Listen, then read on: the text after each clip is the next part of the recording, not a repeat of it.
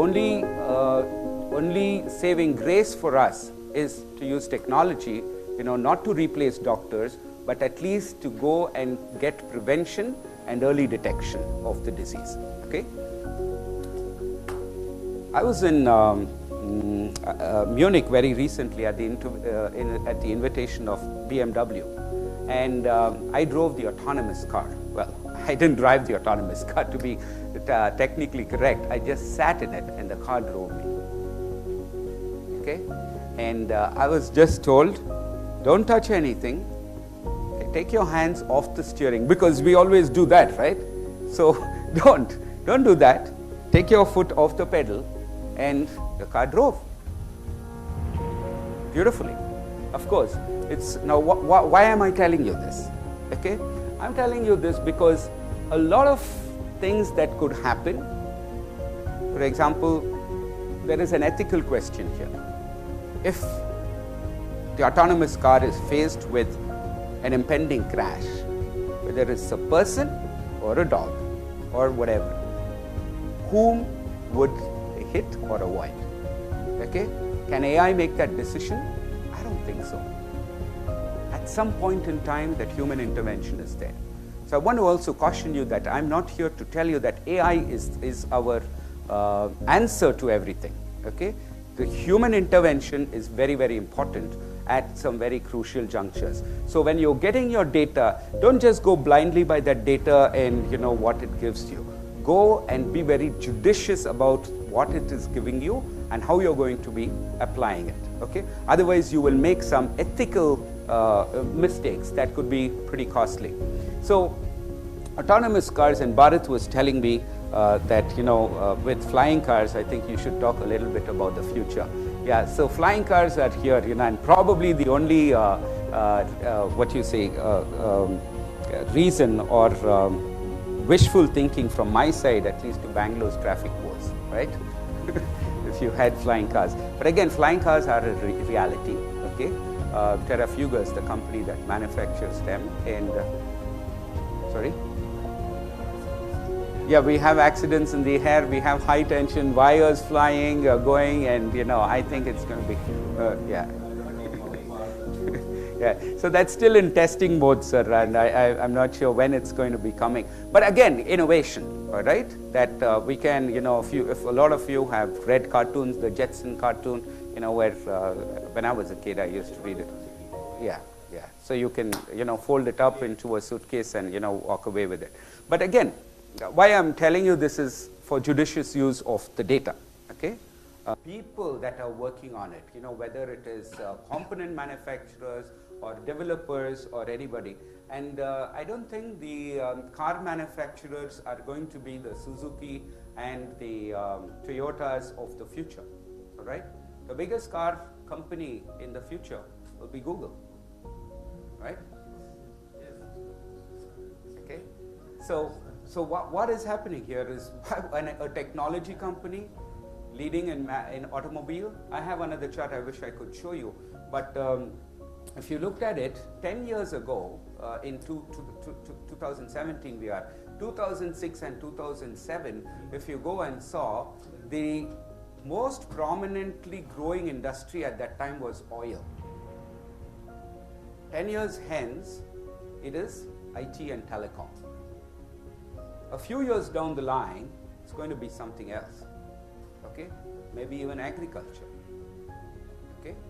Because agriculture is definitely going to be growing. So why I'm trying to tell you these things is basically I'm challenging you to open your minds as HR people and at the same time apply thought, okay? Because irrespective of the industry that we are in, and Bharat told me that people are here from academics, they hear from legal, they hear from the student community, and that's pretty difficult for a speaker to address together. But I said that let me make my presentation more clear and fundamentally correct, so that you're able to carry the value out of that. Yeah, sorry. So while he gets that going, you have any questions? I have a question. Sure. My name is Nandish. Actually, I work with Amazon. Yeah, Nandish. Yeah. So the pace that we are going in automation will not be replaced in HR by not the what So you actually mentioned in one of the you actually mentioned in one of the Alexa, right? Why not Alexa replaces human partner, right? Yeah. So, very good question, very thoughtful and relevant. And I've read quite a bit of WhatsApp messages that come to me about the end of HR and HR is getting redundant and all those kind of things. There's a lot of truth to it. Okay, if HR is going to continue what it is doing today, it will be redundant much earlier than what they are talking about. Okay, and that's why I thought I should talk to you about it, because the role of the HR manager shifts, it changes. Okay, so you basically equip the supervisor or the people manager or the employee to empower them, to take charge of them. And what happens is you as the HR manager become the facilitator.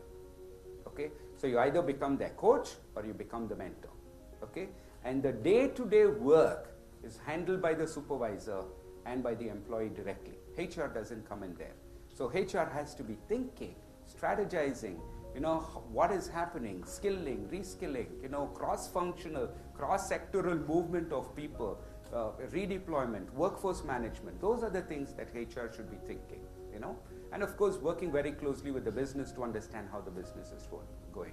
So if we are going to continue what we are doing, you're very right, we will be redundant, and time that we reskilled and found some other opportunity. Applicable to manufacturing sector, since manufacturing sectors, they encourage only mostly encourage only MSW candidates where they don't have any business ideas like MBA students. So how will it be Bharat, the MSW aspirants? Yeah. So if you go back to my first charts, I said skills is the new currency. Yeah, it's not your degree, it's the skill that you bring. Be it an MSW or an MBA, I'm sure they all have certain values that they bring to the table. But if you don't get that skill, to get you there, you lost it, right? In line with the previous question, I just had one more question. If this automation goes in this phase again, Yeah. it will definitely impact on HR department and it will reduce the HR jobs. Is it? Yeah. Right? Yeah. Obviously, right? Obviously. So, for example, I've been a part in the project recently. We have launched exit automation. Example. So you've automated your exits. Now you let go of 7 people. Now when you're doing an exit, okay, now you're automating the process of exit, basically. Okay? Now when a person exits, there's some career transition that the person has to do from this job to the next job, from this job to the next sector, or whatever, some reskilling. So that is where the HR professional comes into play. He will become the career transition manager, the career transition executive for that person. He will become that person. So like I said, when you come onto a stock exchange and you're going to measure yourself, you will also have companies there who will provide you certifications. And then you can go and hire a coach. Like today, if you're a football player, you will go and hire a coach. Similarly, you will go and hire a mentor or a coach or a consultant who is a HR person. Okay? Whatever the wherein workers are employed, Yeah. the company is unionized, then how it will impact the automations and all? You can't reduce the workers because they'll be having unions and they have protection and regulations. Any manufacturer doesn't aim to reduce jobs, right? And it is the economy that determines that. It's the market that determines that, okay? And that's something that I cannot answer here.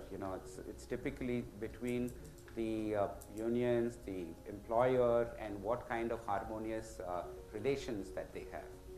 And I know of a lot of companies where it's very harmonious. Okay, so but very relevant question. Thank you. I really don't have an answer. Because a person is doing operator job or something, 3-4 people will be doing in one machine.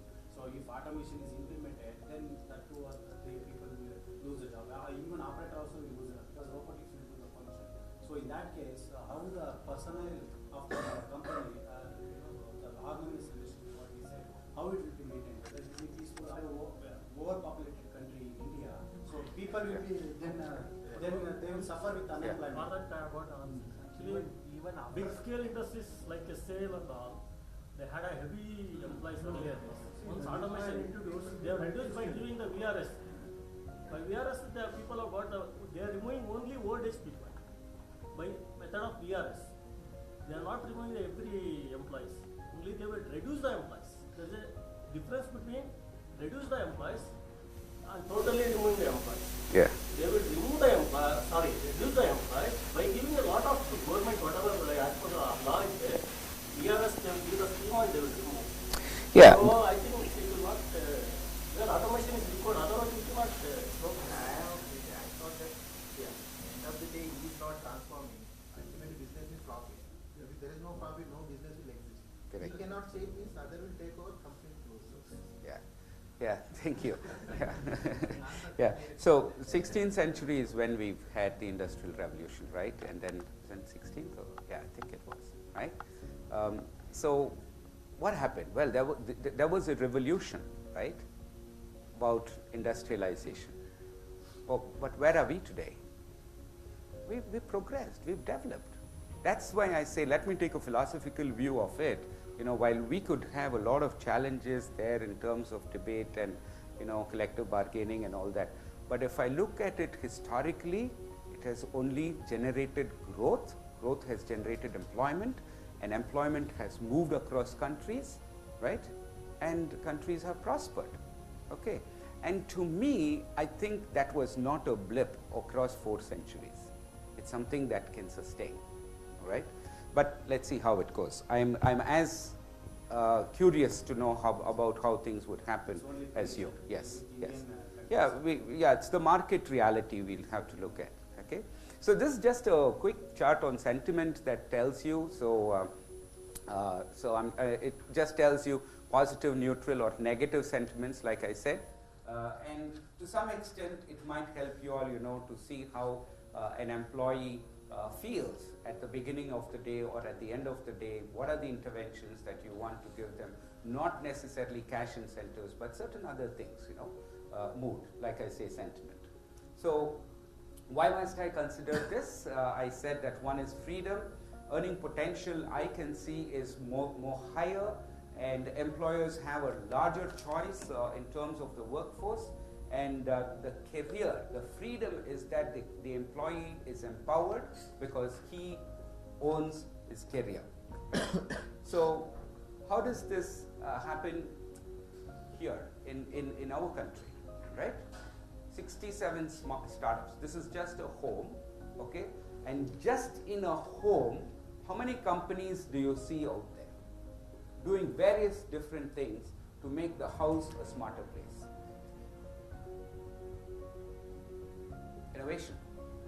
And job generation will be more because of entrepreneurship. And it's not me who's saying it, but industry leaders have said it. Because you speak, when I've read about, you know, someone like Sunil Bharti Mittal or the Ambanis or any one of them, what do they drive? They drive innovation in their organizations, because innovations fosters creativity, and creativity jobs and entrepreneurship. So I thought that based on my own research, you know, we have these identified as the 5 top industries that would happen in the next 3 years: agriculture, education, healthcare, infra development, ICT, and other critical technologies. Also, you would see that, you know, as our population is growing, we will, over a period of time, be the youngest country, the youngest workforce, okay? Every other country has an aging workforce, including the BRIC countries, okay? Be it Russia, China, or Brazil. Okay, so therefore, what happens? We are going to have, I think, close to 60% or 65% of people below the age of 30 or 35, the youngest workforce in the world. So look at the opportunity that we have to export the skill to populations that are aging. So I hope so at some point in time, political borders will blur because of economic requirements. Okay? Today, political borders are tighter because of various political requirements. But once that happens, you will see India being what you would call the back office knowledge capital of the world. We will be the knowledge capital of the world. Africa at some point in time would be the food basket of the world. We're already having a lot of our food grown in Australia. Like your urad dal is actually grown in Australia and re-exported back to the country. Okay, so there are various things like that where we will, a lot of our mundane jobs could be taken away, but we will be focusing on certain other things for the rest of humanity in terms of the future of work. So that's about India and the young workforce I was talking to you about.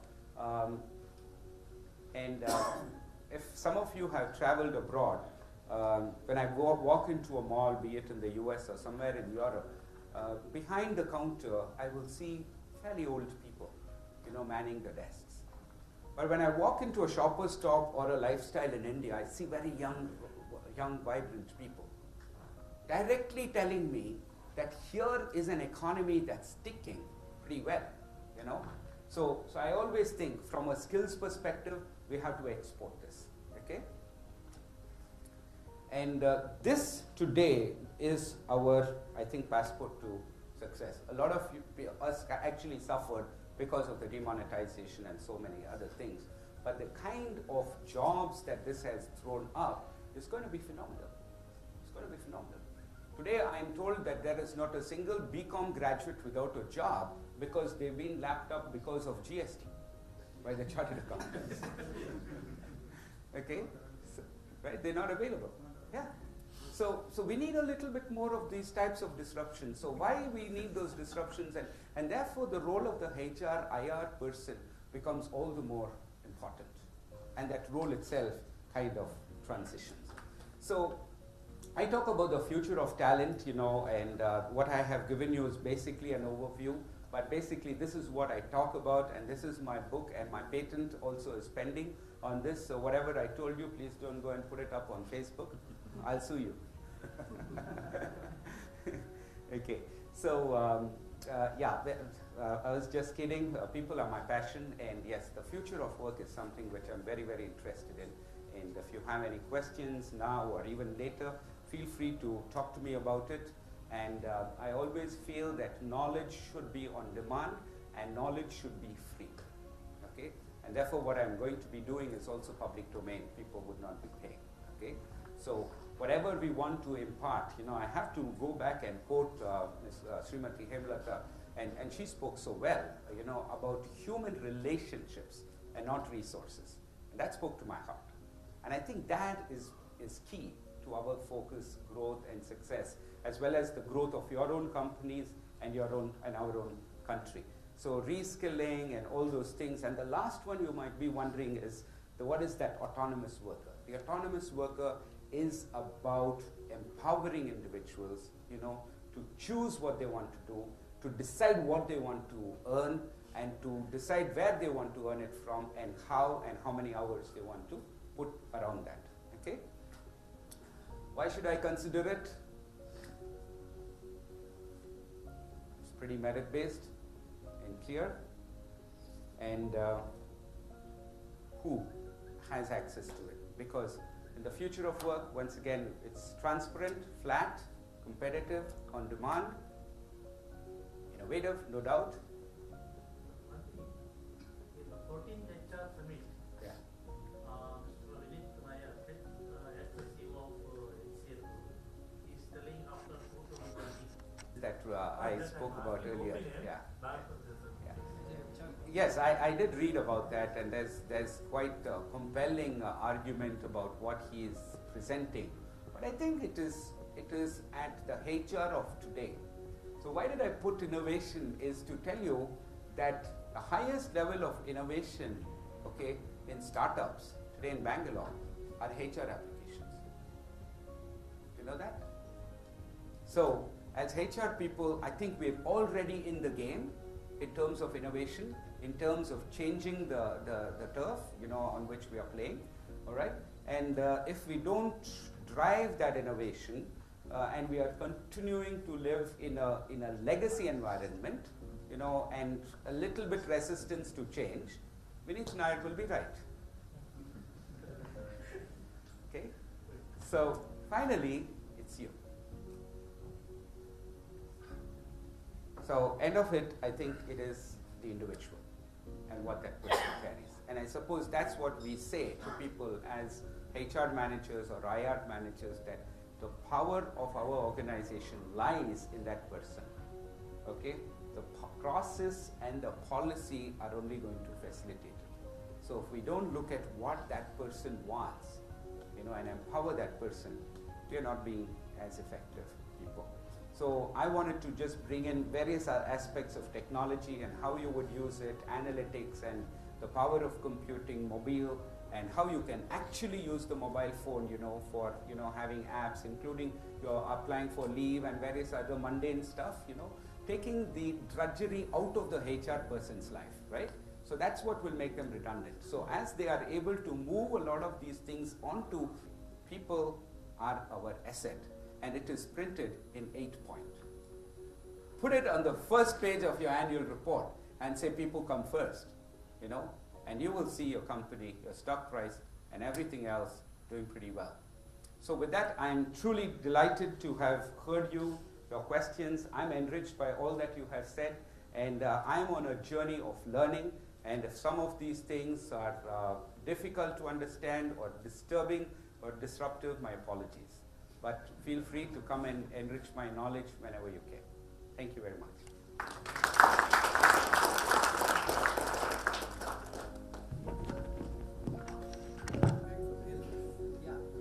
Ultimately, it's reducing the human intervention, physical activities. So overall view of entire sector. One view, I would say that's one view, and that's a very valid view. But if you told me that I have less work to do, I would go and do something to make myself more healthy. And that's where automation is going. It's only taking away what you say. Actually preparing us for the new innovations and opportunities and the challenges. So we are equipped with the knowledge which you have given, and we are anticipating for the changes. Now may I request Mr. Bharadwaj to present a memento to Mr. Augustus Azariah. Shri Augustus G.S. Azariah, Associate Director Human Resources, IBM India Private Limited, in recognition of his delivering the speech on the topic Automation in HR, Innovations, Opportunities and Challenges. On this occasion of 8th one-day HR and IR conference conducted on 26 November 2017 Sunday at St. Mas Hotel, St. Mas Road, Bangalore, organized by INFOST HR and IR Society. We thank you for your august presence in the conference and for delivering your speech on the above topic in a lucid manner which has benefited the HR and IR fraternity present at the conference. Presented by Bharadwaj JS, Managing Trustee, INFOST.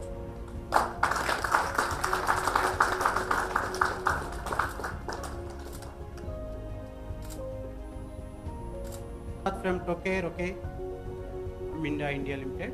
I request Mr. C. Krishnamurthy to honor a bouquet.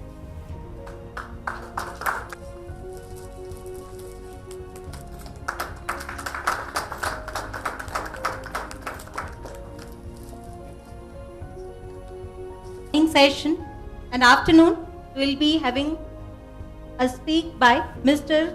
Dr. G. Manjunath on emerging trends in labor laws, including labor law codifications, Welfare Commissioner, Karnataka Labour Welfare Board, Government of Karnataka.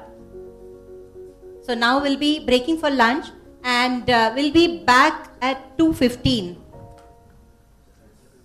Okay, see you all.